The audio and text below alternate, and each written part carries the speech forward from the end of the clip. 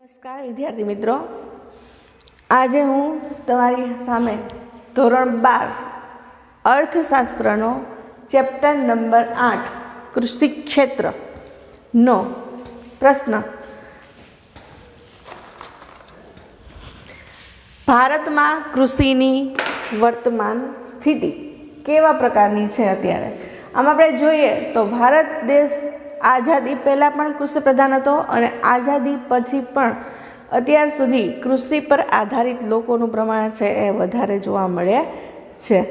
હા, એના પછી ઉદ્યોગોનો ને એવો બધો વિકાસ થયો, પણ ઉદ્યોગોને પૂરતા પ્રમાણમાં જે કાચો મટીરિયલ છે એ પણ આપણા ભારત દેશની અંદર ઉત્પાદન થતાં કૃષિ ક્ષેત્રના જે વસ્તુઓ છે એના આધારે છે વિકસિત જોવા મળે છે ઉદ્યોગો પણ.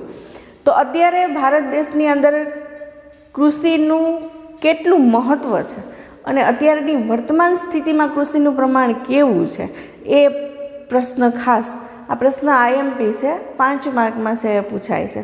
એટલા માટે ખાસ હું આ પ્રશ્ન લઈને તમારી સામે ઉપસ્થિત થઈ છું. એમાં સૌથી પહેલાં છે કે રાષ્ટ્રીય આવકમાં ફાળો.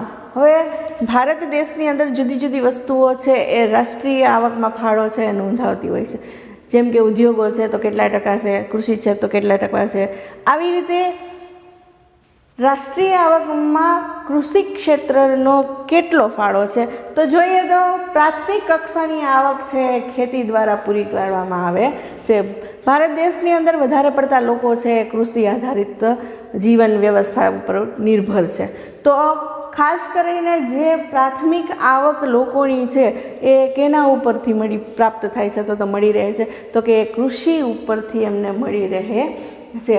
પણ કેમ કે ભારત દેશ છે ગામડાઓનો બનેલો દેશ છે અને ગામડામાં સૌથી મહત્ત્વનો જો કોઈ આર્થિક વ્યવસાય હોય તો એ છે કૃષિ અથવા તો ખેતી, બરાબર. કેમ કે વધારે પડતા લોકો ખેતી ઉપર નિર્ભર છે જોવા મળે છે. હવે આપણે જોઈએ તો કમ્પેરિઝન કરવાનું છે કે જ્યારે ભારત દેશ આઝાદ થયો તો 1950થી 51માં ખેતી ક્ષેત્રમાં રાષ્ટ્રીય આવકમાં કેટલો ફાળો હતો ખેતીનો તો કે 53.1% જેટલો ફાળો છે જોવા મળતો હતો.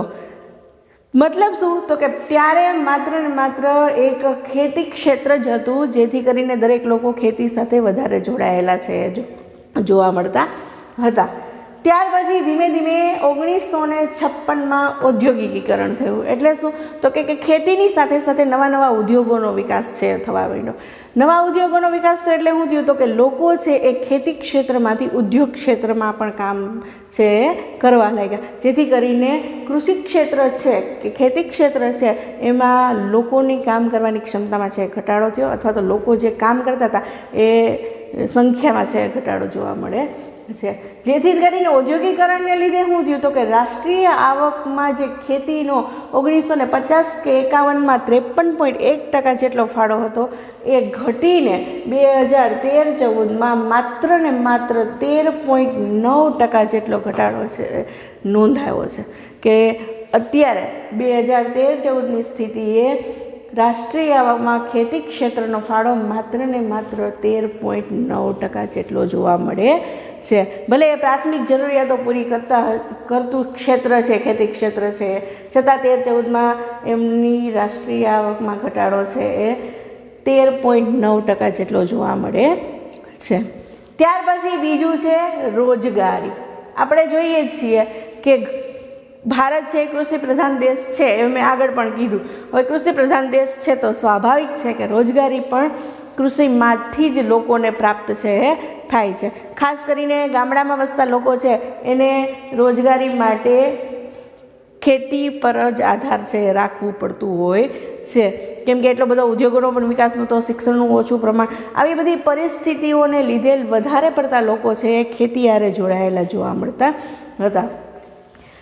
તો રોજગારી છે એમાં ખેતીનું કેટલું પ્રમાણ હતું તો કે આઝાદી જ્યારે ભારતને મળી 1947માં ત્યારે 72% જેટલું ભારણ છે એ કૃષિ ઉપર હતું. તો 72% જેટલા લોકોને રોજગારી છે એ માત્ર ને માત્ર ખેતી ક્ષેત્રના આધારે પ્રાપ્ત થતી હતી. પણ ખાલી ને ખાલી કૃષિ જ નહીં, પણ કૃષિની સાથે સંલગ્ન બીજી પ્રવૃત્તિઓ જેવી કે પશુપાલન છે, ડેરી ઉદ્યોગ છે, મત્સ્ય ઉદ્યોગ છે, મરઘા પાલન છે, મધમાખી ઉછેર છે, આવા અન્ય કામો પણ ખેતી સાથે જોડાયેલા હતા. એટલે માત્ર ને માત્ર આઝાદી સમયે 72% જે રોજગારી પ્રાપ્ત થતી હતી એ ખાલી ખેતી જ નહીં પણ ખેતી સાથે બીજા સંલગ્ન જે પ્રવૃત્તિઓ છે એમના આધારે પણ લોકોને રોજગારીઓ છે એ પ્રાપ્ત થતી હતી. ત્યાર પછી ધીમે ધીમે આઝાદી બાદ ઉદ્યોગો અને સેવા ક્ષેત્રનો વિકાસ થયો. જેમ જેમ કૃષિ ક્ષેત્રમાંથી ઉત્પાદનનું પ્રમાણ વધવા લાગ્યું એવી રીતે એમાં કાચા માલનો ઉપયોગ કરીને નવા યંત્ર અને ટેકનોલોજીનો ઉપયોગ કરીને ઉદ્યોગોનો વિકાસ થયો, એની હારે સેવા ક્ષેત્રનો વિકાસ થયો. તો આ વિકાસને લીધે રોજગારીમાં કેટલા પ્રમાણ, તો કે 2001 અને 2માં 58% હિસ્સો છે એ રોજગારીમાં મળતો હતો, જ્યારે 2014-15માં પછી તે ઘટીને 49% જેટલો છે એ જોવા મળે છે. તો આપણે જોઈ શકીએ છીએ કે પહેલાં જે રોજગારીમાં 72% જેટલો ફાયદો થતો હતો ખેતી ક્ષેત્રને લીધે, જે ઉદ્યોગો અને સેવા ક્ષેત્રને લીધે એ ફાળો ઘટીને 49% જેટલો 14-15ની અંદર સાલમાં જોવા મળતો હતો. ત્યાર પછી ત્રીજું છે નિકાસ આવક. હવે કોઈ પણ વસ્તુનું ઉત્પાદન થાય તો બીજા દેશોમાં, બીજા રાજ્યોમાં છે એ વસ્તુનું નિકાસ પણ છે કરવામાં આવતું હતું. તો ખેતીમાં જે વસ્તુનું ઉત્પાદન થાય છે એની નિકાસ છે એ કેટલા ટકા પ્રાપ્ત થતી હતી, તો કે કૃષિ ક્ષેત્રની વસ્તુથી વિદેશી હુંડિયામણ પ્રાપ્ત થતું હતું. ખાલી ભારતની અંદર એક રાજ્યમાંથી બીજા રાજ્યમાં નહીં પણ એક દેશમાંથી બીજા દેશોમાં પણ આપણા દેશની અંદર ઉત્પાદન થતી વસ્તુઓ છે એ મોકલવામાં આવતી હતી, જેથી કરીને વિદેશમાંથી હુંડિયામણ છે એ આપણા દેશમાં પ્રાપ્ત થવાની ઘણી બધી સગવડતાઓ કૃષિ ક્ષેત્રના આધારે છે ઊભી થતી હતી. આ હુંડિયામણો કયા એવા પાકને લીધે પ્રાપ્ત થતી હતી, તો એમાં ખાસ છે મરી, મસાલા, ચા અને ફળ. આ એવી વસ્તુઓ છે એની નિકાસ છે ભારતની અંદર વધારે પડતી જોવા મળતી હતી. આઝાદી સમયે વિદેશી હુંડિયામણનું પ્રમાણ છે નિકાસમાં કેટલું હતું, તો કે 70% જેટલી નિકાસ છે એ આઝાદી સમયે આપણા દેશમાંથી થતી હતી. પણ 2013-14માં આ 70% નિકાસમાં ઘટાડો થઈને માત્ર ને માત્ર 14.2% જેટલો ઘટાડો છે, નિકાસ છે જોવા મળે છે. એટલે આપણે જોઈ શકીએ છીએ કે જ્યારે આપણને આઝાદી મળી હતી ત્યારે જે નિકાસ થતી હતી એ નિકાસમાં અત્યારે ઘટાડો થઈ અને 14.2% જેવું જોવા મળે. એની પાછળ આપણે ઘણા બધા કારણો હોય કે વસ્તી વધારો હોય, લોકોની જરૂરિયાતોમાં વધારો હોય, જીવન ધોરણમાં સુધારો થયો હોય તો લોકો વધારે પડતી વસ્તુઓનો ઉપયોગ કરતા હોય તો એને લીધે નિકાસનું પ્રમાણ ઘટી જાય, કેમ કે જેટલી વસ્તુઓ ઉત્પાદન થતી હોય એ દેશમાં જ એનો ઉપયોગ છે થઈ જતો હોય એટલા માટે થઈને. ત્યાર પછી જીવન ધોરણ. હવે કૃષિ ક્ષેત્ર સાથે લોકો જોડાયેલા છે એટલે એમાં આવક પણ પુષ્કળ પ્રમાણમાં આપણે જોઈએ છીએ કે એક કરતાં વધારે પાકો છે એ લેવામાં આવે છે, જેથી કરીને લોકોની જે પ્રાથમિક આધાર છે એ કૃષિ આધારિત જ હતો. બધી પોતાની પ્રાથમિક જરૂરિયાતો છે કૃષિ પરથી પૂરી છે એ થતી હતી, જેને લીધે શું થયું તો કે આવકમાં લોકોની છે એ વધારો થતી હતી, કામ દિન પ્રતિદિન કામ છે મળી રહે, જેથી કરીને લોકોના જીવન ધોરણમાં અવિરત સુધારો, દિન પ્રતિદિને પોતાના જીવન ધોરણમાં સુધારો છે. આજે જે સગવડતાઓ પ્રાપ્ત ન હોય તો 5 દિવસ પછી એ સગવડતાઓ પ્રાપ્ત થઈ શકે એટલી આવક છે એ પ્રાપ્ત થઈ શકતી નથી.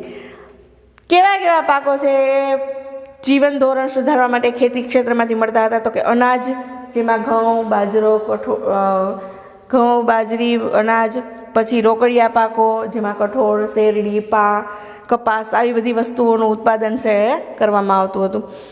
દર વખતે 1951માં માથાદીઠ અનાજ છે એ કેટલા પ્રમાણમાં મળતું હતું, તો કે 395 ગ્રામ છે એ મળતું હતું આઝાદી સમયે. પણ 2013માં તે વધીને 511 ગ્રામ છે એ થયું, જેથી કરીને શું થયું તો કે પહેલાં ઉત્પાદન ઓછું થતું હોય તો નિકાસ થઈ જતી હતી, એને લીધે લોકોને પૂરતા પ્રમાણમાં મળતું હતું નહીં. તો કેટલું થતું હતું તો કે 395 જેટલું થતું હતું, જે હવે વધારે પડતા ઉપયોગને લીધે, ખેતીમાં ઉત્પાદનના પ્રમાણ વધવાને લીધે અત્યારે એ વધીને 511 ગ્રામ જેટલું થયું. આને લીધે શું થયું તો કે લોકોને પૂરતો ખોરાક મળતા હોવાથી લોકોનું જે સરેરાશ આયુષ્ય છે એમાં વધારો જોવા મળે છે. શું કામ કેમ કે એમની જે જીવન ધોરણ છે એ ઊંચું આવ્યું છે, જે બધી જરૂરિયાતો છે એ પૂરતા પ્રમાણમાં મળી રહે છે, એટલા માટે થઈને એમના આયુષ્યમાં વધારો જોવા મળે છે.